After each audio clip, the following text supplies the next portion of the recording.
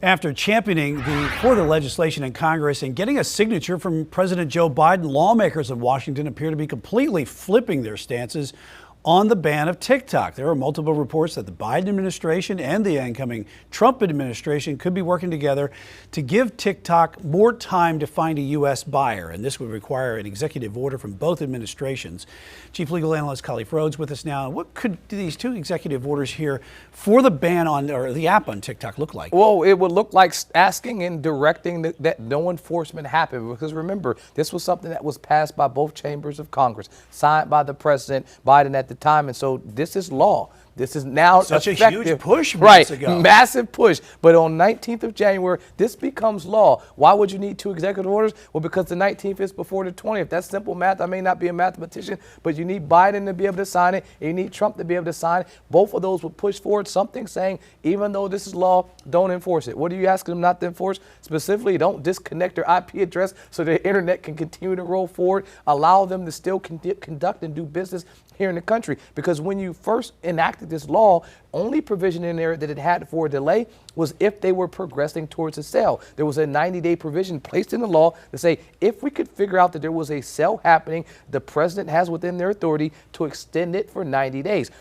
Well, that's not happening. TikTok isn't trying to sell. ByteDance is not attempting to sell right now. And so that 90-day provision theoretically should not take an effect. So it would take an executive order doing something other than that, specifically addressing enforcement. Well, the Shark Tank dude, he was talking about trying to buy it or whatever. But also, why the flip here from 8 months ago, from this complete ban to saying this is a national security risk, pushing that on everybody to saying, okay, hold off a little bit? Well, I still think it is a national security risk, and I think these folks believe it too. But what we had was something called an election. During that time, during the election, this was known as the social media election.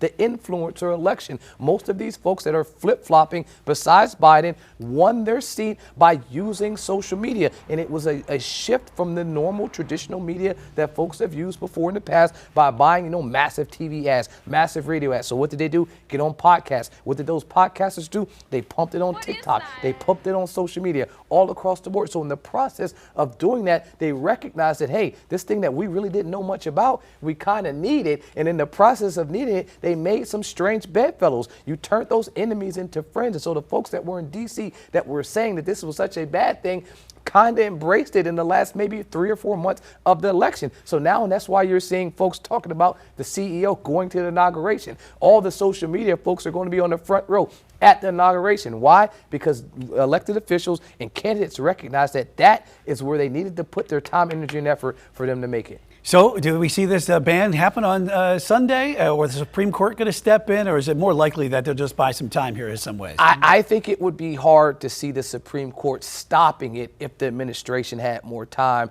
Even though the Biden administration is kind of flip-flopping and wishy-washing, I think the law is on the side of the ban. If you can point to a national security issue that's justification to be able to infringe on someone's First Amendment rights, I think it would uphold that in a court of law. But you need a litigator. You need someone wanting it to go forward. And you don't have that. The United States government come January 20th isn't going to want to go forward. You won't have anybody else that will want to go forward with it. So the Supreme Court's going to be in a really, really weird situation. And I'm not really sure how it goes. But if I'm flipping the coin, I say the ban disappears instantly some way when Trump gets in there. All right. We're going to have to see, because that ban's supposed to go into effect on Sunday. Supreme Court has until tomorrow to try to figure out, or possibly.